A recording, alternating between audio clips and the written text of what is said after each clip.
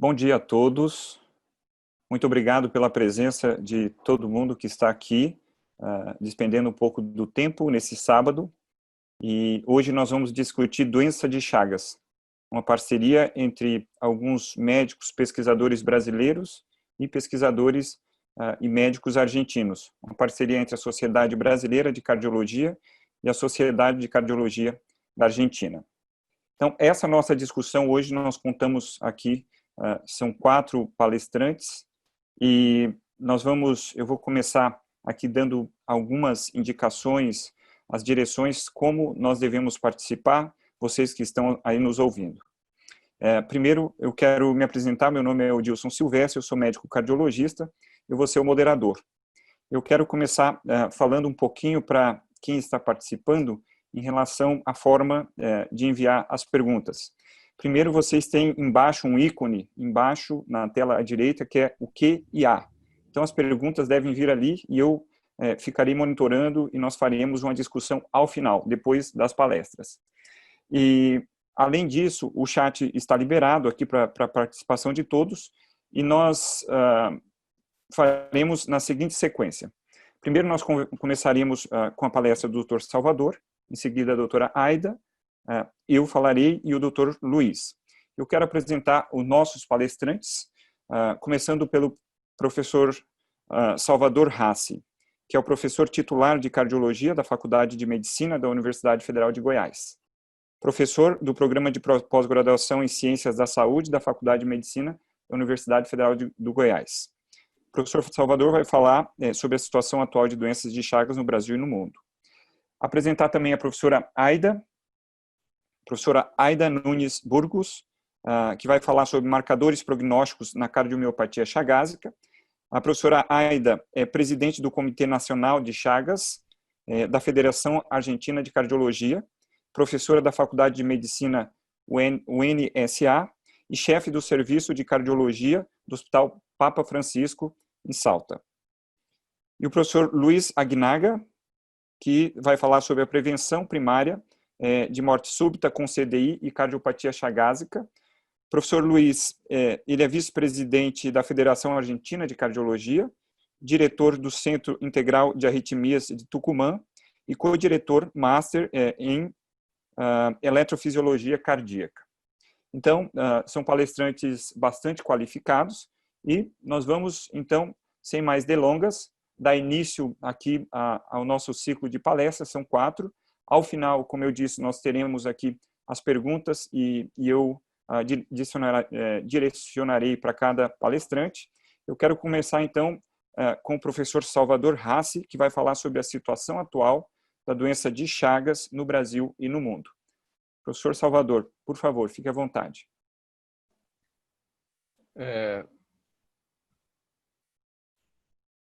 Bom dia a todos. Obrigado pela introdução, Odilson.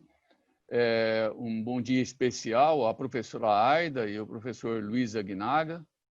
E agradeço muito ao convite feito pela Sociedade Brasileira de Cardiologia para participar desse evento, em especial ao DEIC, ao qual já tive a honra de ter sido o último presidente, e que está, nesse mês, desempenhando uma série de ações relacionadas à insuficiência cardíaca no Brasil e, em especial, ênfase à doença de Chagas, já que agora, nesse ano, estamos completando os 110 anos da descrição da doença de Chagas por Carlos Chagas. Eu vou compartilhar a minha apresentação. Então, a doença de Chagas no Brasil e no mundo. Eu acho que todos já devem estar vendo o vídeo, tá certo, Dilson? Bom, a doença de Chagas, caracteristicamente, ela é uma antropozoonose que tem elevada prevalência e expressiva morbimortalidade. E, caracteristicamente, ela tem um curso clínico bifásico. Uma fase aguda inicial, que ela a maior parte das vezes, na sua quase totalidade, ela passa desapercebida, tá certo? É um quadro muito frustro e, se não chamar a atenção o chagoma de inoculação, a maior parte das vezes ela vai ficar sem diagnóstico. Ela dura, em média, em torno de 6 a 8 semanas, e ela entra numa fase crônica, que é a fase em que a estupenda maioria dos profissionais entram em contato. Hoje são muito poucos os que têm a oportunidade ainda de diagnosticar chagas agudas. Nessa fase crônica, a maioria dos pacientes, 50% a 60%, permanecem na forma indeterminada, na qual os pacientes vão evoluir e não vão ter nenhuma complicação decorrente da doença de Chagas. 30% em média vão desenvolver a forma cardíaca, 15% digestiva e 5% a 10% a forma cardiodigestiva. As informações que eu vou trazer nessa apresentação, elas vêm desse sistema de informações de agravos de notificação e que tem 2 boletins muito recentes publicados aqui no Brasil pela Secretaria de Vigilância em Saúde, que é um órgão do Ministério da Saúde. É um boletim epidemiológico publicado em janeiro de 2019 e um agora, em abril de 2020, com especial ênfase à doença de Chagas, obviamente, como eu falei, em comemoração aos 110 anos da descrição da doença. As atividades de vigilância e controle de doença de Chagas no Brasil, elas estão estruturadas em 3 grandes eixos. Esses eixos, eles são integrados e, obviamente, essa integração visa a uma série de ações e atuações sobre casos humanos, sobre os vetores e sobre o ambiente. Eu acho que aqui é que se sustenta toda a estratégia da vigilância em doença de Chagas. Nos casos humanos, obviamente, objetiva a detecção precoce da doença. Por que a detecção precoce? Porque isso implica no tratamento e na fase em que esse tratamento ele é mais efetivo. E investigação das formas de transmissão. Com relação aos vetores, visa manter eliminada a transmissão vetorial e especial ênfase ao triatoma infestans, que praticamente é erradicado no Brasil, e monitorar outras espécies importantes. O ambiente, com ações de vigilância sanitária, ações integradas com a vigilância sanitária. Cresce em importância, e muito no Brasil atualmente, as investigações de vigilância específica na região da Amazônia. É uma região composta de 7 estados, em que até por volta de 1990 não tinha nenhuma importância em termos epidemiológicos para a doença de Chagas no Brasil, e que cresceu enormemente, tá certo, de importância, principalmente o estado do Pará, onde praticamente quase que 90% ou 95% das formas agudas de doença de Chagas acontecem no Brasil hoje. E qual é esse perfil do Chagas agudo no Brasil? Qual é essa situação da doença de Chagas no Brasil com relação às formas agudas? Esse boletim epidemiológico que eu referi no início, ele retrata o período de 2012 a 2016. Nesse período, foram suspeitados 19.914, quase 20 mil casos suspeitos. Entretanto, foram confirmados apenas 1.190, 5,9% dos pacientes suspeitos foram confirmados. E qual é a estratégia, tá certo, que a vigilância sanitária e quais os indicadores de oportunidade de vigilância nos dão com relação a eu atuar de uma maneira precoce, eu tentar mudar essa situação? Primeiro, eu tenho 2 grandes marcadores, tá certo, de indicadores de oportunidades, que é um indicador de oportunidade de diagnóstico. O que é isso? É um intervalo entre a coleta da amostra para o exame parasitológico direto e o início dos sintomas. Isso deveria ficar em torno de menos de uma semana, menos de 7 dias. No Brasil, atualmente, isso está em torno de 20 dias, quase 3 vezes mais do tempo necessário. O outro parâmetro que me ajuda muito a avaliar o melhor performance epidemiológico é um índice, um marcador que nós chamamos de oportunidade de suspeição, que é o intervalo entre o início dos sintomas e a data da notificação. Qual a importância disso? É enorme. Quando há notificação de um caso agudo, tá certo? Se traça toda uma estratégia que nós vamos discutir mais a seguir com relação ao vetor, a forma de transmissão, a monitorização ambiental, tá certo? Que são extremamente importantes em fazer o diagnóstico correto do que poderia se atuar em chagas agudas. Esse slide é o slide que eu falei dos números de casos agudos. Se a gente olhar na última linha, tá certo? A gente vai ver que no Brasil foram notificados 1.190 casos de doença de Chagas agudo. Se a gente for para a parte superior desse slide, a gente vai ver que na região norte, 1.156 casos ficaram restritos a 7 estados que compõem essa região, sendo que chama atenção o estado do Pará, com 1.026 casos, fazendo com que ocorra uma média de ano de 205 casos. Para vocês terem ideia, baixa e vai até o estado da Bahia. O estado da Bahia tem um caso notificado nesse período de 2012 e 2016. Quando eu comecei a trabalhar aqui em Goiânia, eu fiz toda a minha formação em São Paulo, e quando eu retornei, eu nunca tinha visto Chagas agudo, não sabia nem o que era isso. E aí fui trabalhar no Hospital das Clínicas, onde eu trabalho há 40 anos, e na enfermaria do Hospital das Clínicas tinham 2, 3 pacientes quase toda semana com Chagas agudo. Eu fiquei impressionado com aquilo, falei, mas onde esses pacientes estão tendo doença de Chagas aqui em Goiás? Na realidade não era daqui, eram pacientes do sul da Bahia, que tinham Chagas agudos e eram transferidos para tratamento aqui em Goiânia. Hoje, naquela época, esses pacientes eram todos por transmissão vetorial.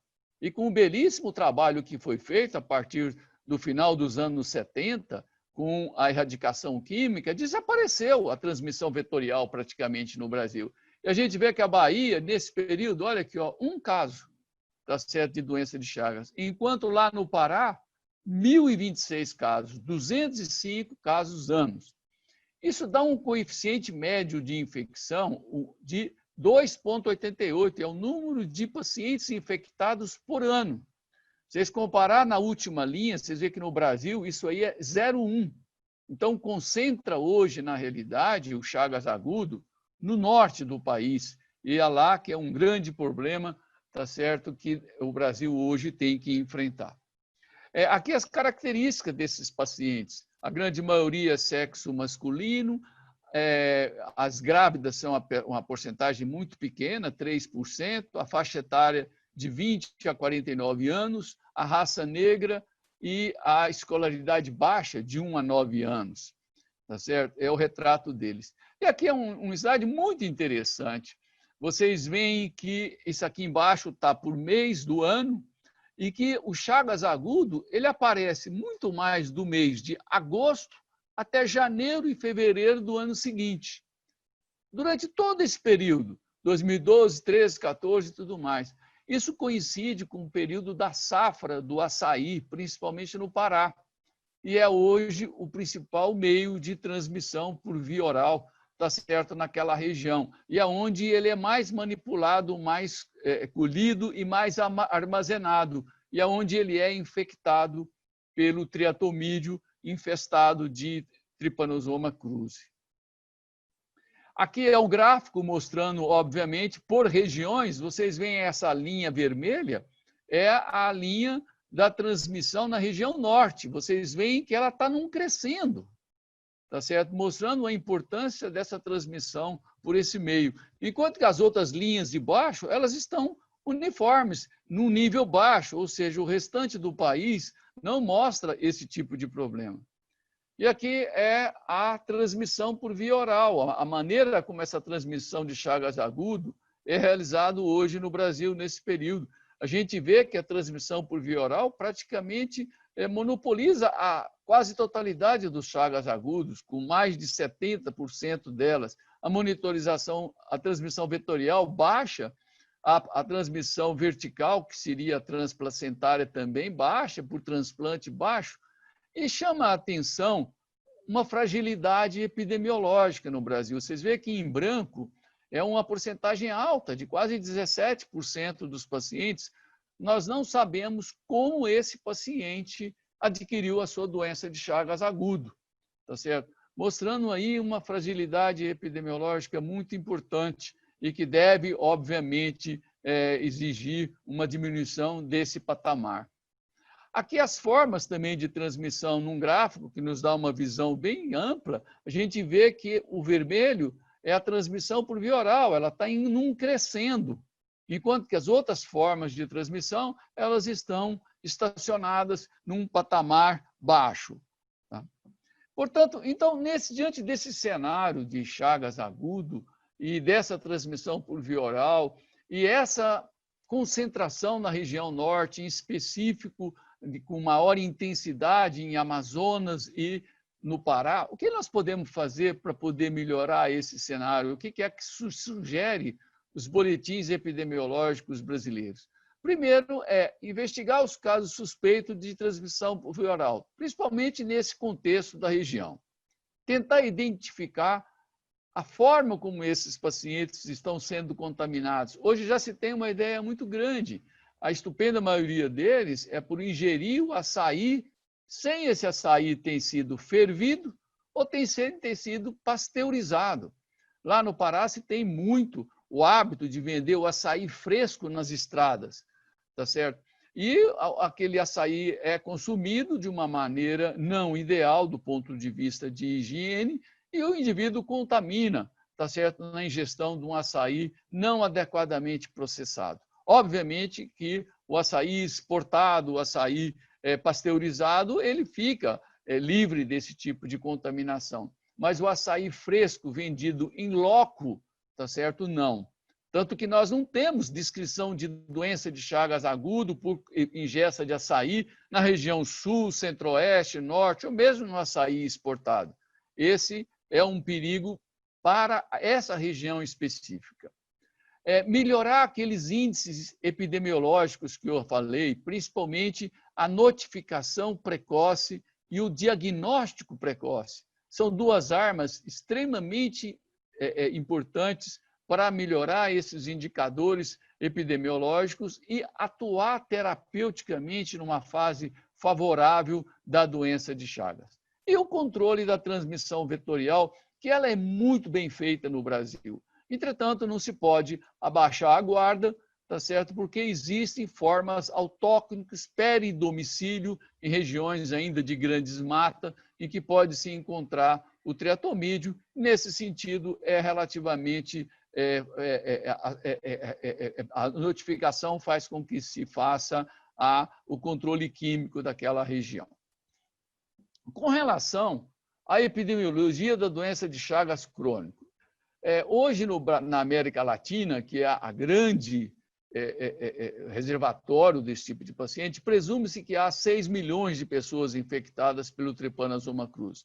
No Brasil, isso está oscilando em torno de 1,2 milhões de pessoas, dos quais 1/3 vão desenvolver a forma cardíaca. Ela é uma doença considerada negligenciada pela Organização Mundial de Saúde. Nós temos uma incidência anual de 30 mil casos na região das Américas, o que ocasiona, em média, 14 mil mortes ano.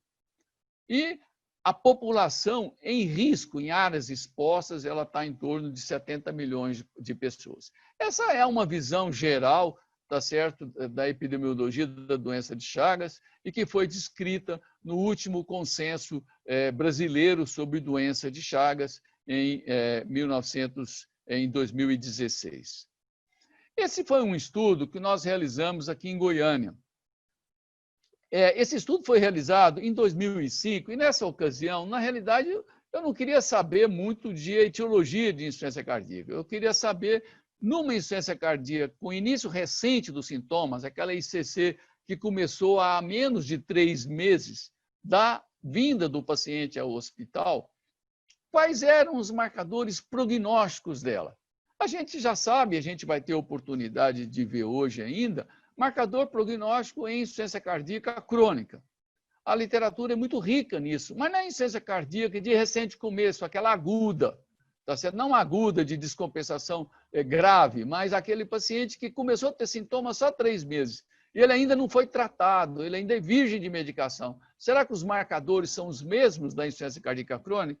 Essa era uma ideia que eu realizei em 2005. Nessa ocasião, eu avaliei 205 pacientes. Eu vou mostrar o que me interessa para a nossa apresentação. Olha aqui nesse quadrado vermelho. Naquela ocasião, em 2005, a doença de Chagas era, em Goiás, que é uma região endêmica de doença de Chagas, ou era endêmica de doença de Chagas, a doença de Chagas é a segunda etiologia mais frequente de insuficiência cardíaca. Ela ficava atrás da doença arterial coronária, tá certo? E a doença de Chagas ocupava um papel expressivo em termos de etiologia para a insuficiência cardíaca. E ela implicava num prognóstico pior. Os pacientes com cardiopatia chagásica tinham uma sobrevida menor do que os pacientes portadores das outras formas de doença de Chagas.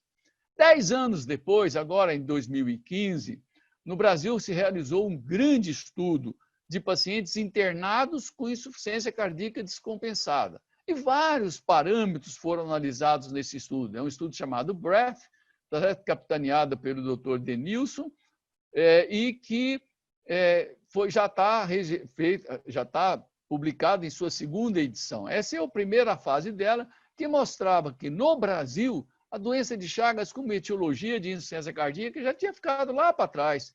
Ela já era menor do que a isquêmica, ela já era menor que a dilatada idiopática, ela já era menor do que a hipertensiva, mostrando, obviamente, que a sua prevalência ela vai caindo com o passar dos anos devido a todas as medidas já adotadas no Brasil. E ela se caracteriza por 3 grandes formas que vão ser abordadas nesse simpósio hoje.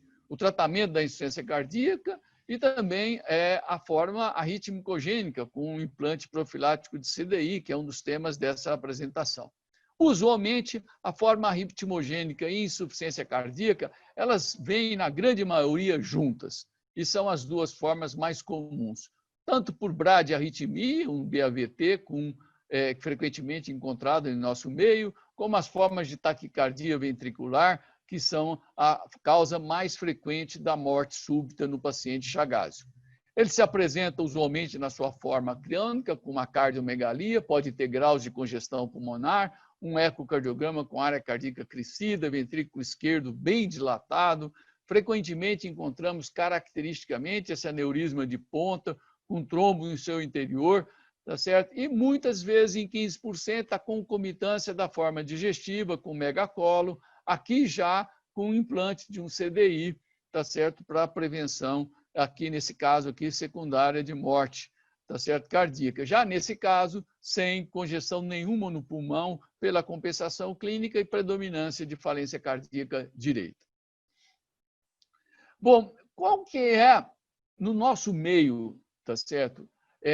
Com esse último levantamento de 2015 e 2016, a prevalência da infecção por doença de Chagas, tá certo, no Brasil. Essa aqui é uma projeção feita por um grande pesquisador brasileiro, João Carlos Pinto Dias, e também publicado no segundo Consenso Brasileiro de Doença de Chagas, 2015 e 2016. Se nós imaginarmos que em 2020 o Brasil vai ter uma população de 212 milhões de habitantes, que é essa época que nós estamos vivendo, numa população adulta maior do que 25 anos, presumindo-se que o patamar inferior de pessoas infectadas seja de 1% e o patamar superior de 2,4%, se nós analisarmos isso, nós vamos ter em 2020 800 mil pessoas na forma indeterminada da doença de Chagas e 409 mil pessoas infectadas com forma cardíaca da doença de Chagas, tanto forma arritmicogênica, quanto forma de insuficiência cardíaca, como forma tromboembólica. E uma menor porcentagem, 100 e poucos mil, na forma digestiva. Essa seria mais ou menos uma fotografia da infecção por doença de Chagas no Brasil. Se nós a compararmos com as outras doenças, tá certo? A gente vê que a mortalidade da doença de Chagas anual no Brasil ela está em torno de 4.600 casos. Ela é comparável à da tuberculose e ela é comparável da diarreia e gastroenterite infecciosa. Ou seja, a posiciona num patamar muito elevado de mortalidade em nosso meio. E qual é o grande problema com relação à incidência de doença de Chagas no mundo? Obviamente, ela não é uma doença que é um problema de saúde ainda nas grandes nações do mundo. Mas, devido à globalização e à grande migração humana, o grande fluxo de pacientes dessas áreas que a gente falou sobre risco para os outros países, a doença de Chagas evoluiu e passou hoje a existir praticamente quase no mundo inteiro. O que nós temos de dados, tá certo, mais completos, é que o país que mais hoje tem pacientes portadores de doença de Chagas é os Estados Unidos, com mais de 300 mil pacientes diagnosticados. O Canadá, logo em seguida, 5.500 pacientes diagnosticados.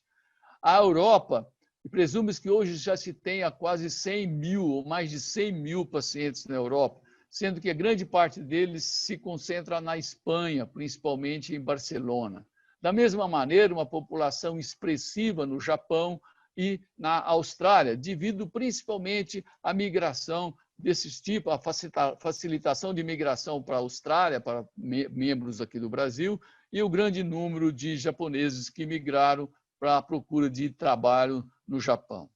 Isso é muito complicado e isso tem que ser encarado de uma maneira muito pragmática, porque a insuficiência cardíaca ela é hoje uma doença que produz uma mortalidade expressiva, tanto nos Estados Unidos quanto na Europa. E ela tem uma incidência hoje de novos casos em torno de 500 mil novos casos ano.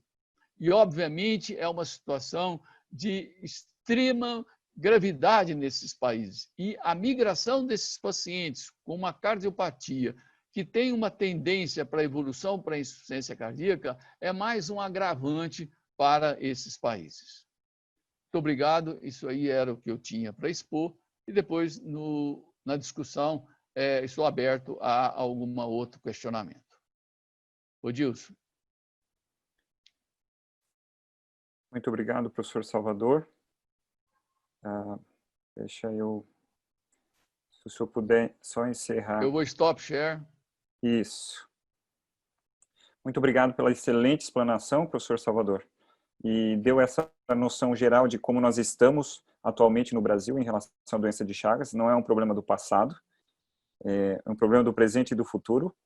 E agora nós vamos adiantar, nós vamos para a próxima palestra, com a professora Aida Nunes Burgos, que vai falar sobre marcadores prognósticos na cardiomiopatia chagásica. Professora Aida, por favor, muito gusto, muito bem-vinda. Pode ficar à vontade. ¿Qué tal? Buen día a todos. Primero que todo, felicitar al doctor Rassi por su excelente disertación y agradecer a la Sociedad Brasileira de Cardiología y a la Federación por esta invitación. Bueno, vamos a hablar un poco sobre...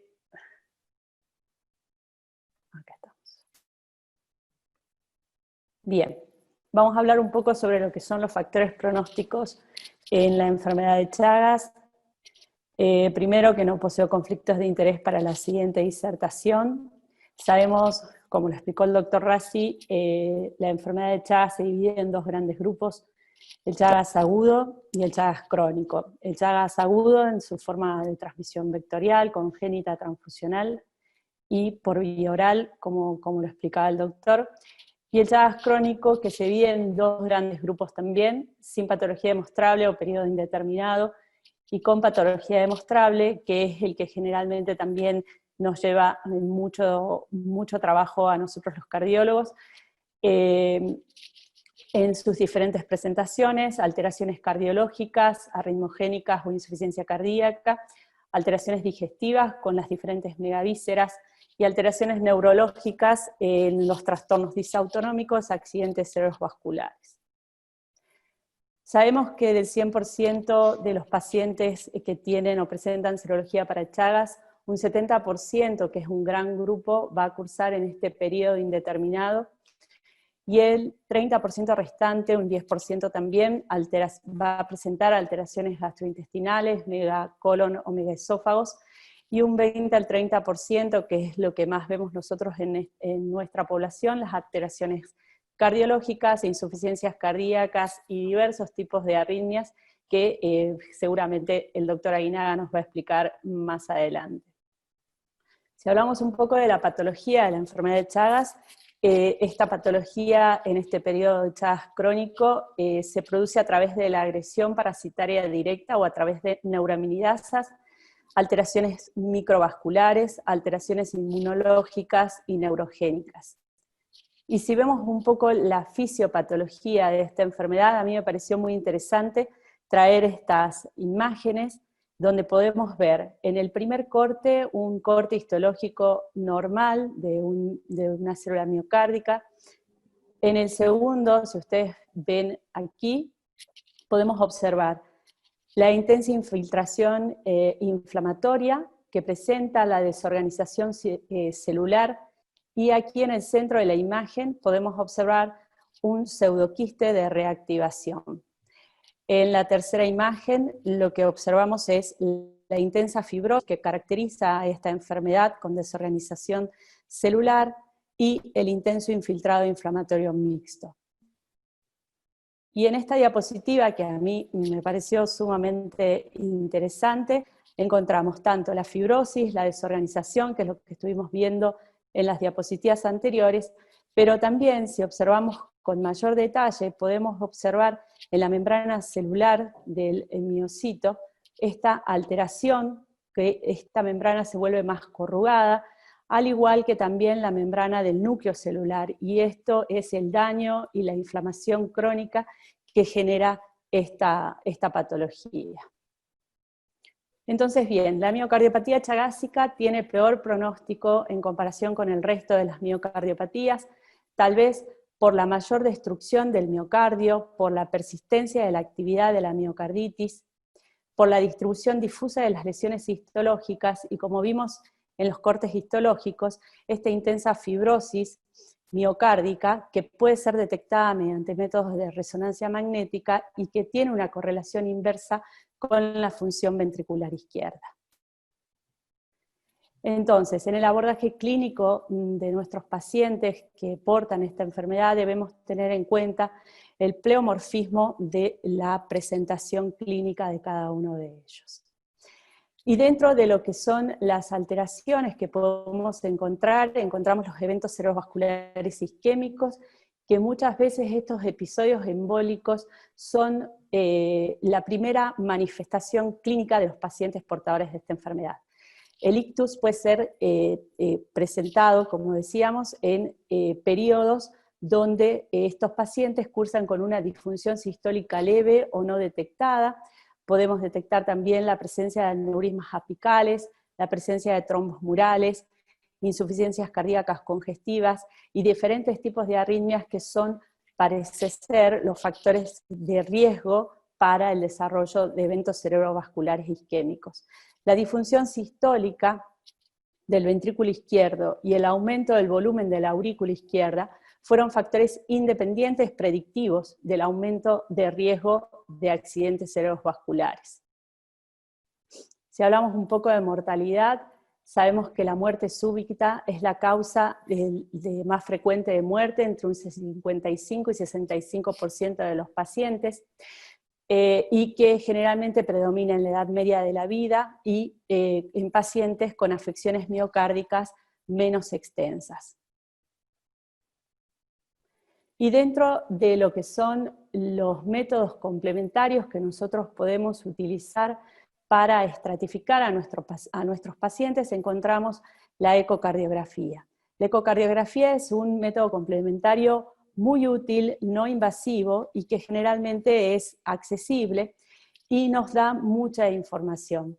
El deterioro de la función sistólica ventricular izquierda es el factor predictivo de mortalidad mejor conocido y se asocia a un aumento de riesgo de muerte súbita. Si hablamos un poco de lo que es la fracción de eyección, Saramanda y colaboradores pusieron de manifiesto que un valor de corte de una fracción de eyección menor del 40% es lo que aporta mayor exactitud a la predicción tanto de mortalidad por cualquier causa como de la muerte súbita de pacientes con miocardiopatía chagásica no tratados. También en el ecocardiograma nos permite evaluar las anomalías de la contractilidad segmentaria del ventrículo izquierdo. Los segmentos más afectados son el vértice ventricular izquierdo y la pared ínfero-posterior. Permite identificar también a individuos con riesgos de evolución a un empeoramiento progresivo de la función sistólica ventricular izquierda. Por eso es que estos estudios complementarios son estudios que deben repetirse en los pacientes que cursan en este periodo indeterminado o crónico sin patología demostrada, ya sea una vez al año mínimo o 2 veces al año, de acuerdo a cada paciente, a lo que tengamos bajo seguimiento y control. También, por medio de la ecografía, podemos evaluar la presencia de aneurismas apicales. Sabemos que los aneurismas apicales son unas lesiones típicas de la enfermedad de Chagas, pero que también tienen amplia diferencia en su prevalencia de acuerdo a la población estudiada, y tienen una asociación en cuanto al efecto arritmogénico en esta enfermedad. También por medio de esta herramienta diagnóstica podemos ver las anomalías diastólicas. La disfunción diastólica es un marcador de gravedad de la enfermedad. La miocarditis crónica puede causar deterioro de la relajación ventricular y del llenado diastólico, y generalmente las anomalías diastólicas preceden a la disfunción sistólica. Si vemos un poco la parte derecha, el ventrículo derecho, la alteración del ventrículo derecho es una manifestación característica de esta enfermedad. Investigadores como Barros y colaboradores, mediante el Doppler tisular, pusieron de manifiesto la afección temprana del ventrículo derecho en pacientes en forma indeterminada. La disfunción ventricular derecha fue un útil predictor de mortalidad en pacientes con enfermedad de Chagas.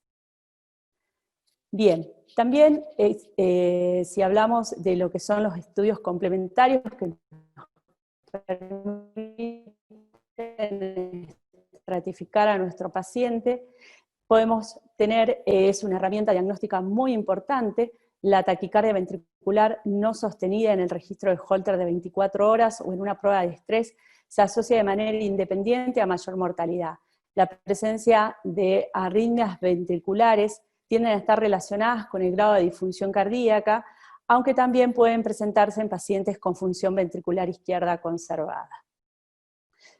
Hay otras técnicas no invasivas de estratificación, el intervalo y la dispersión del QT, electrocardiografía de señal promediada, la desviación del eje de la onda T, que son todos parámetros que se encuentran en estudio.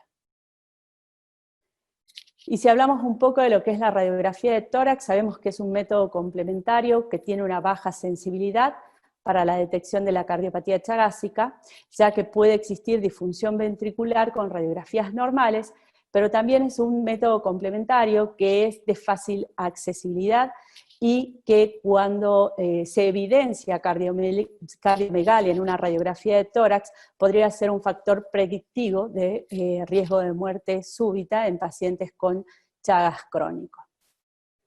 Bien, en esta imagen lo que vemos es una teleradiografía de tórax con un índice cardiotoráxico conservado, y ya en esta podemos observar un índice cardiotoráxico aumentado y la presencia de un dispositivo permanente. Bien, nosotros, ¿qué utilizamos en nuestro consultorio de Chagas para estratificar a nuestros pacientes? El score de RASI.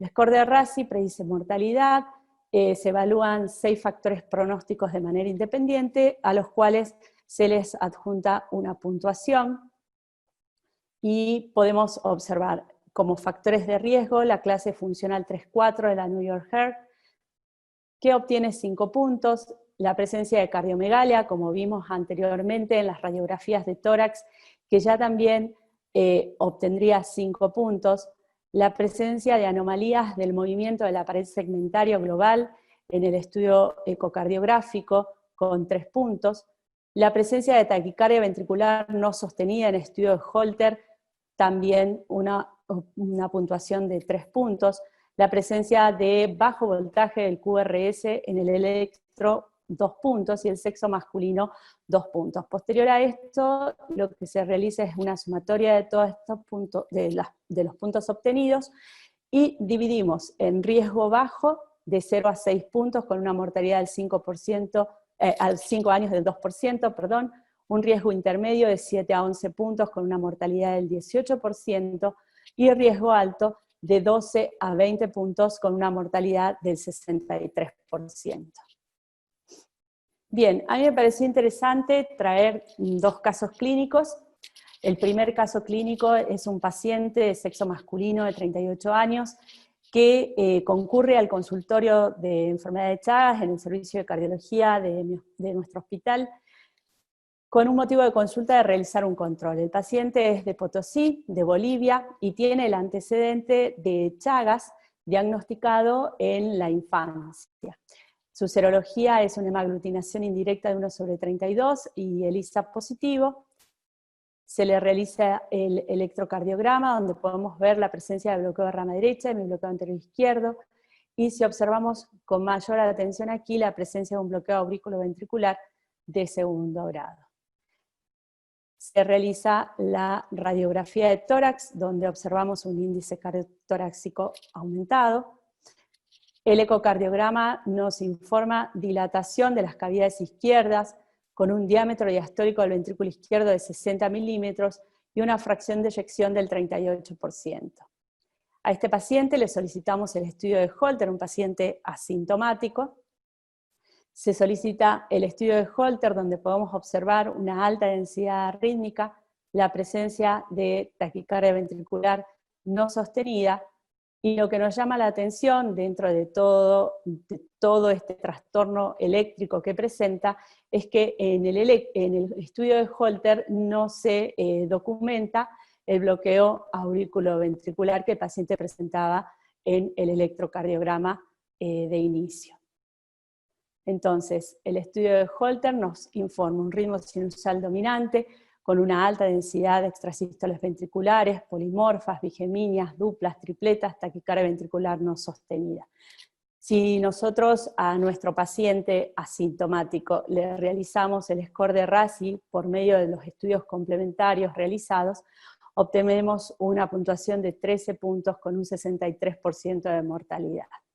Este paciente fue derivado a un centro de mayor complejidad para los estudios electrofisiológicos y el implante del dispositivo correspondiente. Ahora bien, en el segundo caso, que es un caso clínico también de nuestro consultorio, es una paciente de sexo femenino de 58 años, que ya venía haciendo sus controles hace 3 años con nosotros en el hospital, y que esta vez consulta por mareos esporádicos, que ya los tenía desde hace un tiempo, por lo cual es una paciente que se había estudiado con Holter, con ecocardiograma, por estos mareos esporádicos que tenía, pero que ahora se le asocia esta alteración de la agudeza visual y cervicobraquialgias intensas, pero la paciente también tiene una profesión que es costurera, entonces también se podía atribuir esta cervicobraquialgia y estos mareos tal vez a eso. Ahora, la alteración de la agudeza visual es un síntoma nuevo que ella manifiesta, presenta antecedentes de hipertensión, en tratamiento con enalapril 10 miligramos, y el antecedente de Chagas también desde la infancia. Se realiza el electrocardiograma, donde podemos ver una bradicardia sinusal con una disminución del voltaje del complejo QRS, bloqueo de rama derecha.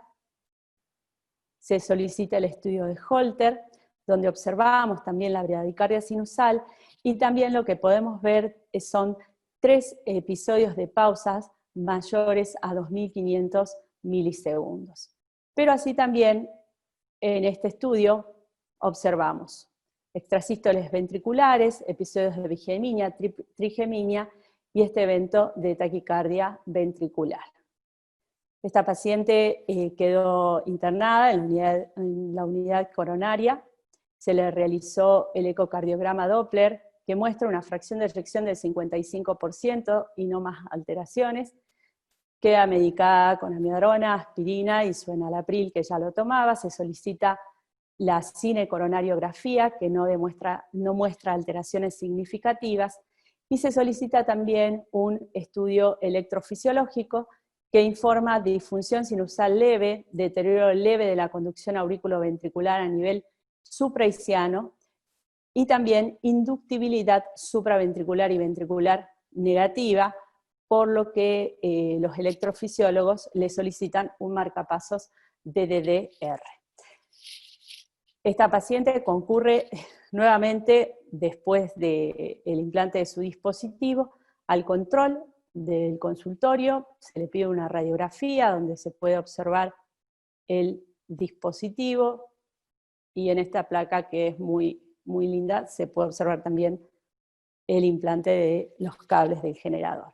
Pero si observamos con más detalle, también podemos observar en las dos placas la presencia aquí de una probable visceromegalia, también provocada por este proceso de Chagas. Entonces, si bien son dos pacientes diferentes, con su estratificación de manera diferente, porque si a esta paciente le hacemos la estratificación nos da un riesgo intermedio, son pacientes que cursan de maneras clínicas distintas, con síntomas, uno asintomático y el otro con síntomas bastante inespecíficos, pero si hacemos los estudios complementarios, vemos que los dos pacientes tienen un grado de gravedad bastante importante. Entonces, para concluir, podemos decir que esta patología es una patología que presenta una alta morbimortalidad, que tiene una amplia variación de manifestaciones clínicas, como pudimos ver, y que tiene una alta prevalencia de arritmias que son potencialmente mortales y muchas veces cursa de manera asintomática, por lo que debemos enfatizar en el diagnóstico y el tratamiento adecuado en esta población que muchas veces se encuentra subdiagnosticada. Y para concluir mi presentación, me gustaría compartir con ustedes este video, que es de una pesquisa neonatal de un bebé, de una mamá serológica positiva, que si ustedes observan aquí con atención, van a poder observar aquí la presencia del trypanosoma. Entonces, ¿qué quiero transmitir para concluir? Que todas las fases de la enfermedad de Chagas, si bien son todas diferentes, tienen presentaciones distintas, algunas son asintomáticas. Si nosotros enfatizamos en la búsqueda de esta enfermedad, como en el caso de esta pesquisa neonatal, vamos a cambiarle la vida a este paciente, pero que no debemos olvidar el tratamiento y el seguimiento que debemos hacer a los pacientes que cursan una enfermedad de manera asintomática, y que si logramos realizar los estudios y el diagnóstico de manera precoz, vamos a mejorar la calidad de vida de nuestros pacientes. Muchas gracias. Muitas graças, professora Aida. E eu queria agradecer a excelente explanação que a senhora fez, falando sobre estratificação, falando sobre prognóstico da doença de Chagas. E trazendo alguns casos que é sempre interessante para quem gosta do beira-leito. Nós sempre vendo um caso na sua linha do tempo, nos ajuda a entender sempre mais a doença. Lembrar aqui que, para quem tiver perguntas durante a apresentação, é só acrescentá-las aqui nessa sessão no ícone Q&A, das questões e respostas, e podem comentar. Nós temos mais de 230 participantes nesse momento, sendo que aqui há participantes da Argentina e do Brasil. Eu vou falar um pouco sobre o tratamento da doença de Chagas e em seguida eu abro para o professor Luiz para falar. Eu vou compartilhar a minha tela.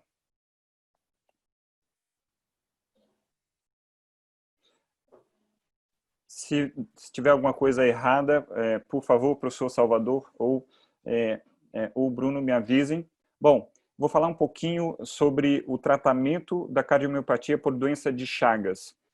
Como é o tratamento, como nós lançamos mão de tratamento na insuficiência cardíaca, ou mesmo antes da manifestação da síndrome clínica da insuficiência cardíaca, como vamos nos portar.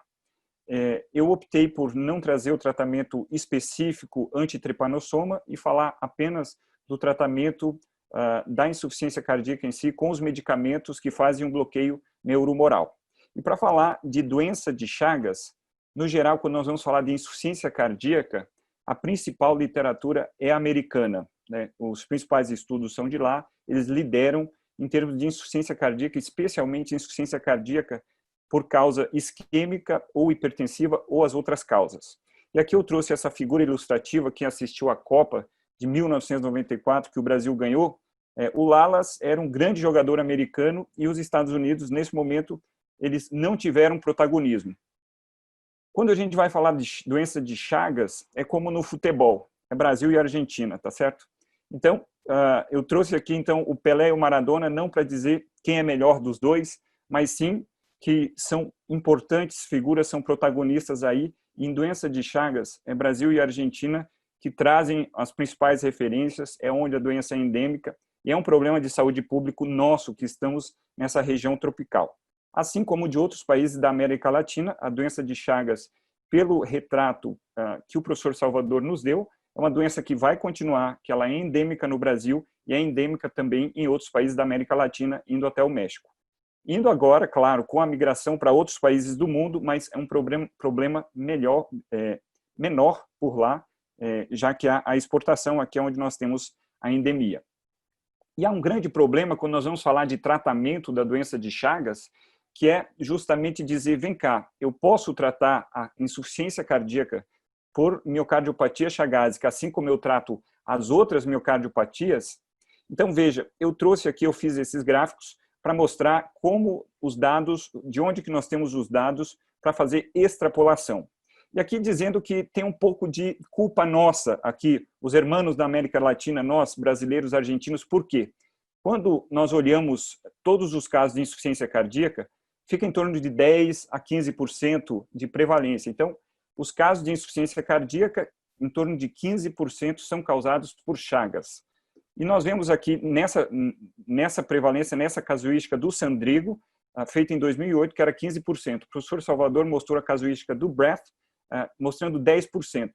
Agora, quando a gente vai para os ensaios clínicos, vejam só, o percentual de participantes com Chagas, no Paradigm, em torno de 7%, no estudo Shift da ivabradina, menos de 1%. Então, veja que não é porque há casos da América do Norte ou de outros países, é porque, dentre os casos incluídos no Brasil, e na Argentina, ou seja, na América Latina, nós incluímos um percentual muito pequeno de pessoas com Chagas. E será que, por que isso acontece? Talvez porque esses pacientes são pacientes com problemas de acesso, talvez porque os ensaios clínicos estão nos principais centros onde tenha mais Chagas, ou porque nós simplesmente excluímos esses pacientes por uma dificuldade do follow-up. Mas, no final das contas, fica essa mensagem que nós incluímos muito poucos chagásicos, e, no geral, não temos estudos dirigidos para essa população. Então, os dados são pequenos e a maioria das nossas condutas são por extrapolação das miocardiopatias e da insuficiência cardíaca por diversas causas. E aí nós temos isso aqui, do Paradigm, que é o último grande estudo de insuficiência cardíaca, dirigida para um desfecho de morte ou internação, onde a sacubitril/valsartana, claro, teve a inclusão de muitos pacientes mundo afora. E nos casos de Chagas, nós olhamos que são poucos pacientes, como eu mostrei ali, um pequeno percentual de pacientes nessa casuística. E daí nós temos isso aqui. Se a gente olhar, o Félix aqui fez essa análise pós-hoc, onde ele mostra que, na população em geral, como nós vemos, não Chagas, tem esse benefício, aqui nós temos um intervalo de confiança pequeno, do lado do benefício, ou seja, sacubitril/valsartana reduzindo mortalidade, já sabemos, que é esse resultado aqui. Agora, quando colocamos os casos de Chagas, para cada grupo, o grupo tratado e o grupo enalapril, Vejam que tem 50 pacientes, um pouco mais de cada lado, e nós temos sim aqui o ponto central, o ponto estimado parece ter benefício e talvez até mais benefício. Só que como o número é pequeno de pacientes chagásicos incluídos, nós temos esse enorme intervalo de confiança e logo nós temos aqui essa dificuldade de dizer que há confiabilidade. Então, aqui nós não temos significância estatística, pode ser que isso aqui seja uma estimativa sem efeito. Mas, em princípio, parece que sim, e é baseado nisso também, nesses efeitos de análise de subgrupo, que nós nos baseamos para tratar. Nós vamos um pouco além, e aqui eu trago a análise do professor Edmar Bock, com participação do professor Salvador e outros coautores, falando sobre a ivabradina no estudo SHIFT, que foi justamente testando a ivabradina na insuficiência cardíaca, aqueles pacientes que permaneciam taquicárdicos apesar do uso do beta-bloqueador. Vejam quão poucos pacientes, 38, 20 no grupo ivabradina e 18 no grupo placebo. Mesmo assim, quando nós olhamos a incidência aqui de morte, nesse quadro A da esquerda, vejam que a ivabradina, a linha é abaixo, nós temos uma incidência menor de morte, mas aqui fraquejamos porque o P ele não é significativo justamente por uma questão de N, né, por essa questão de terem poucos pacientes incluídos. E desse lado também mostrando quando é morte ou hospitalização por insuficiência cardíaca, a ivabradina nós vemos a curva, ela é abaixo, é uma incidência menor desse desfecho, mas de novo sem significância estatística por conta do N. E aí, agora nós trazemos as boas notícias e pela primeira vez que eu vejo em relação a sacubitril valsartana, Novartis, junto com alguns coautores em diversos países, Argentina, Brasil, um estudo que é o Parachute, que é justamente para testar um desenho parecido com o desenho do Paradigm, mas para pacientes chagásicos, onde há uma estimativa, isso aqui eu tirei do Clinical Trials, por lá já se diz, tem a informação que já há recrutamento desse estudo, então pacientes com miocardiopatia chagásica, com insuficiência cardíaca, classe funcional de 2 a 4, fração de ejeção menor que 40%. Portanto, um estudo em andamento com uma população que é justamente população chagásica e com desfecho, são desfechos duros que nos permitirão avaliar com exatidão qual que é o benefício ou a inexistência dele, sacubitril valsartana, para os pacientes chagásicos.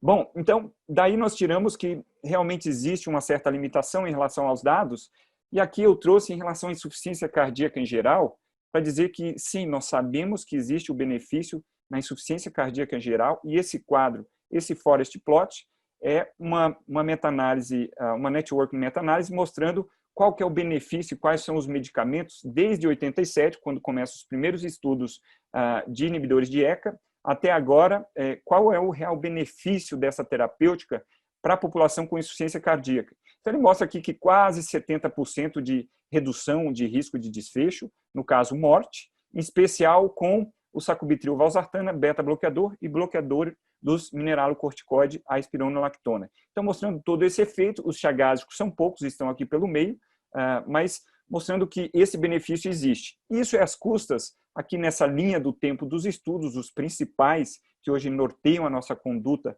baseada em evidência na insuficiência cardíaca, nós temos os principais estudos como eles surgiram. E aqui eu quero marcar 2 pontos para fazer a introdução para vocês de um estudo elegante do Wilson Nadruz, muito inteligente, onde ele pega, junto com coautores ali do INCOR, na casuística do INCOR, de insuficiência cardíaca, ele pega 2 pontos, pacientes com insuficiência cardíaca em 2002 e 2004, e entre 2012 e 2014, vê o que mudou no tratamento da insuficiência cardíaca, como isso impactou na sobrevida e qual que é a relação disso com doença de Chagas, para a gente ter uma ideia.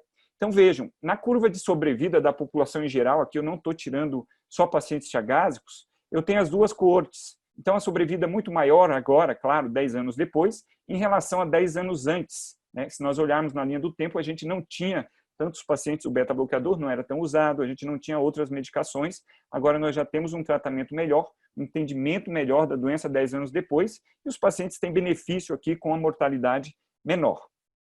E aí o Wilson joga aqui esses gráficos de sobrevida, dividindo nessa população toda como é que é para chagásicos e não chagásicos. Ele mostra justamente que nessa coorte, entre 2002 e 2004, vejam, a sobrevida dos não chagásicos, essa linha contínua azul, e a linha tracejada vermelha são dos chagas. Então, uma sobrevida menor lá naquele tempo, né? Então, nós tínhamos, sim, as pessoas não chagas com insuficiência cardíaca tinham uma sobrevida melhor, e isso com diferença. Agora, em 2012, 2014, todos os medicamentos, todos os pacientes recebem tudo, mas nós ainda vemos que a sobrevida dos chagásicos ainda é menor.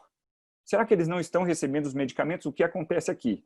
Ele vai um pouco além. Então, ele mostra aqui, de uma outra forma, a mortalidade em 2 anos e incidência de mortalidade. Veja, era diferente. O chagásico, CHC aqui, chagásico, era maior em 2002, 2004 e reduziu para todo mundo. Veja como reduziu a incidência por 100 pessoas ano, reduziu sim a morte. Só que reduziu muito mais, a mortalidade é menor para os pacientes que são outras insuficiências cardíacas, outras causas de insuficiência cardíaca. E ele faz uma análise bem interessante aqui, que é o risco atribuível à população, e ele mostra que a participação da doença de Chagas na morte por insuficiência cardíaca era em torno de 11% lá atrás, nessa era de 2002, 2004. E agora, recentemente, é maior. Então, a redução foi maior para o grupo não Chagas.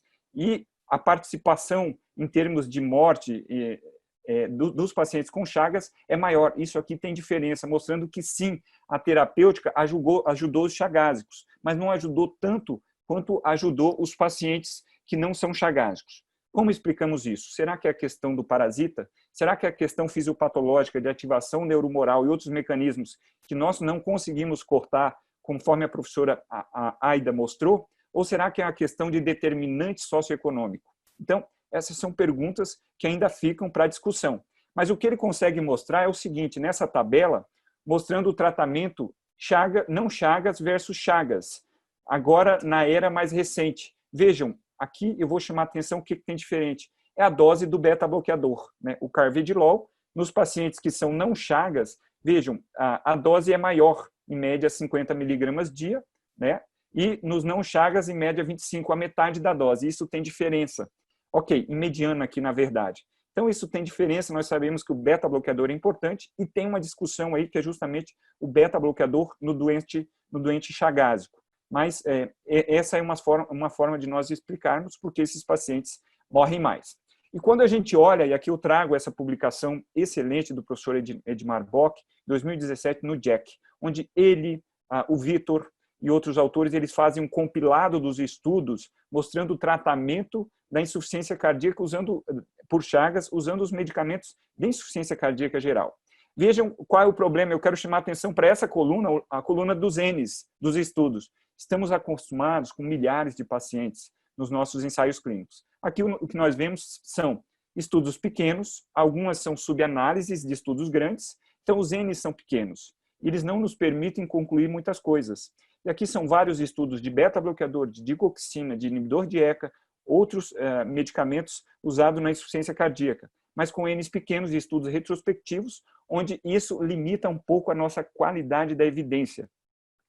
Então, são estudos não randomizados no geral, e os desfechos, no geral, são desfechos intermediários, de eco, de biomarcadores e algumas vezes de mortalidade. E mostram benefício, sim, que eu não vou me ater, mas tem benefício, sim, dessa medicação, mas uma dificuldade de mostrar significância e um efeito realmente contundente em desfechos duros.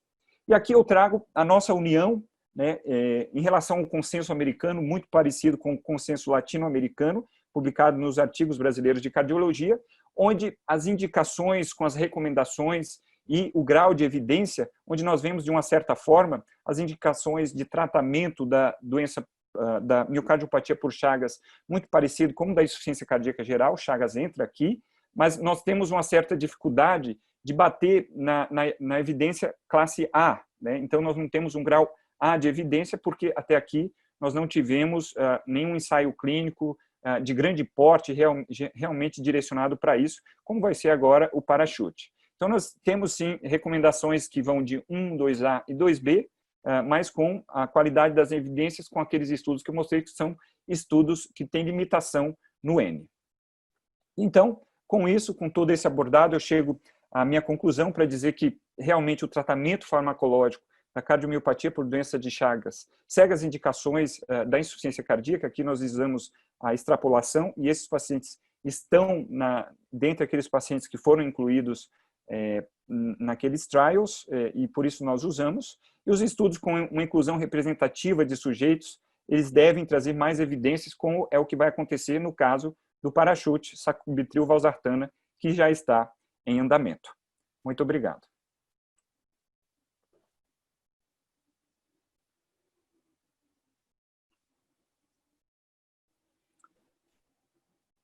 Só um minuto.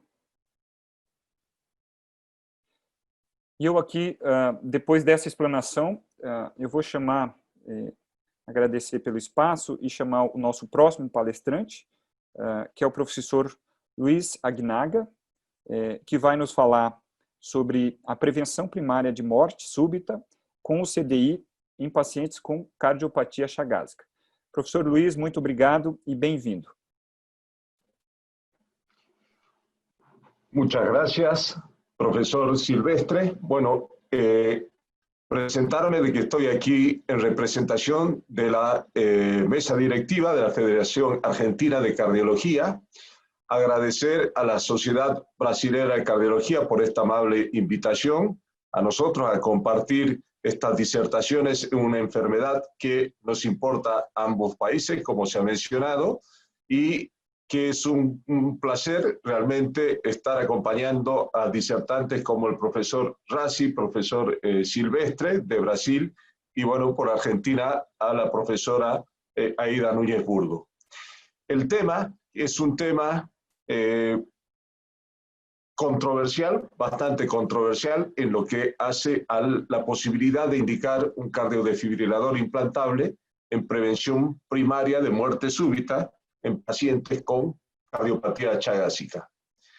Contarles inicialmente que en los últimos años he tenido la oportunidad de trabajar o ser coautor en algunos documentos mundiales sobre, por ejemplo, ablación de arritmias ventriculares o documentos sobre desfibriladores, también mundiales, o documentos sobre dispositivos cardíacos. Y cada vez que nos ha tocado revisar Chagas, porque estos documentos eran para todas las cardiopatías, ¿verdad? Cada vez que nos ha tocado revisar Chagas nos encontramos con la gran limitación, por lo menos en estos tópicos, de que no había una evidencia sólida para hacer una recomendación. También hemos participado en registros, que la mayoría de la información que existe en Chagas para esto es basada en registro. Por lo tanto, uno podría responder a la pregunta del título, ¿verdad? ¿Debemos indicar cardiodesfibrilador implantable para prevención primaria de muerte súbita en cardiopatía chagásica? Y la respuesta es no, porque no hay una evidencia científica suficiente. Y esta podría ser la última diapositiva de mi presentación. Pero como tenemos unos minutos más, hablaremos algo con respecto a este tema, muerte súbita. ¿Cuál es la importancia en números? Bueno, podemos referirnos a lo que ya en 1912 Carlos Chagas hablaba de que son impresionantes las estadísticas de mortalidad y sobre todo de mortalidad súbita en pacientes con Chagas. Los números siguen siendo realmente alarmantes para nuestra población afectada por esta cardiopatía. Fue incluida el año pasado una gran publicación de la Europea de Cardiología con una miocardiopatía arritmogénica, donde la muerte súbita en un 95-98% ocurre por arritmia ventricular, solo muy poquito por bloqueo o por asistolia o por ruptura cardíaca. Afecta fundamentalmente a personas en edad joven de la vida, muchas veces es la primera manifestación. Y en cuanto a los números, esto va cambiando, ¿no? De acuerdo a las publicaciones o la actualización, pero uno podría decir que aproximadamente 10.000 personas por año sufren muerte súbita. En lo que ya comentó el doctor Rassi, los porcentajes, la manera de morir fundamentalmente es súbita, un 60% de la forma de morir. En cuanto a los mecanismos, aquí se puede aplicar lo que ya ha sido utilizado por ejemplo, el modelo biológico de Mayburg, utilizado para enfermedad coronaria y muerte súbita, donde hay un sustrato, que en este caso sería la fibrosis, la inflamación, la dilatación, los aneurismas. Hay un predisponente, como donde uno puede citar la hipoxemia, disautonomía, los fármacos antiarrítmicos, la falla hemodinámica, y hay un gatillo, que en general es la extrasistolia ventricular. A veces todo esto queda simplemente en arritmia ventricular no sostenida o en extrasistolia aislada, pero muchas veces esto termina en fibrilación ventricular y muerte súbita. El problema es que no sabemos, de la mayoría de pacientes que tienen todo esto, cuál va a terminar en muerte súbita.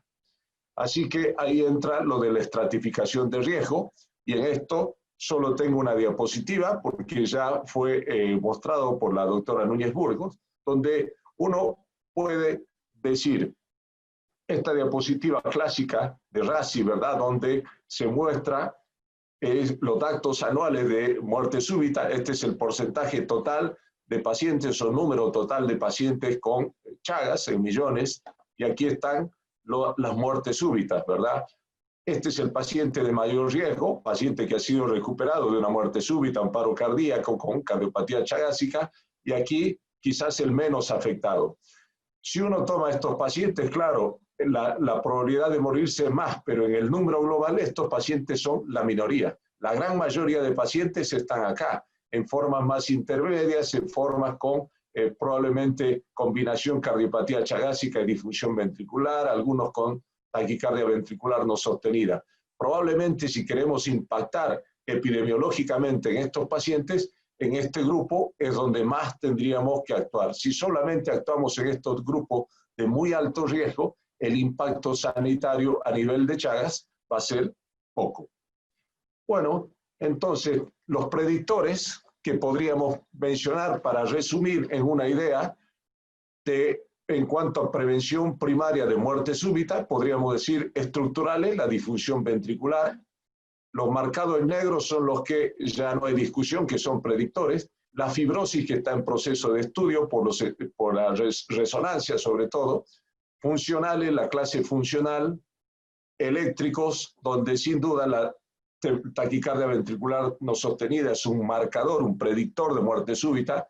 El síncope debido a taquicardia ventricular no sostenida, y con menos evidencia, pero sí utilizado y aún referido en las guías, la inducibilidad en el estudio electrofisiológico. Esto sería un resumen de los predictores mayores, aparte de todos los que ya se han mencionado. Bueno, ¿cuál es el tratamiento en prevención primaria de muerte súbita en cardiopatía chagásica? Tenemos orientado siempre hacia las arritmias, ¿verdad? Tenemos tres posibilidades: los fármacos antiarrítmicos, donde está amiodarona, el único, ablación por catéter endoepicárdica, y el cardiodefibrilador, que es el tema de esta presentación.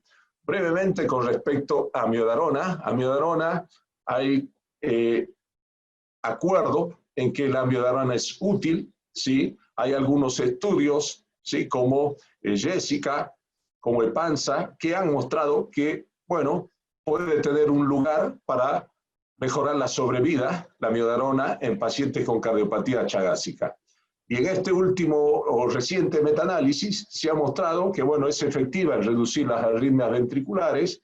Quizá en este análisis no mostró tanto sobre muerte súbita y demás, pero que los hallazgos avalan la utilización de amiodarona en pacientes con arritmias ventriculares asociadas a disfunción ventricular en cardiopatía chagásica. Por lo cual, la amiodarona está validada para ser utilizada. Con respecto a la ablación, me gustaría comentarles sobre este gran registro latinoamericano que pudimos realizarlo con algunos colegas.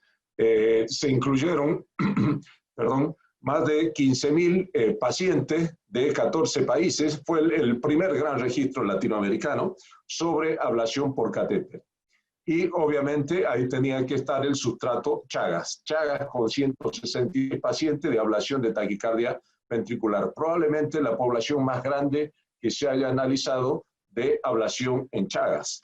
Bueno, los resultados en cardiopatía chagásica no son tan alentadores en ablación como en el resto. Ustedes vean, todos estos son diferentes sustratos de arritmias ventriculares, posinfarto está acá, congénitas, idiopáticas por cardiopatía por taquicardia.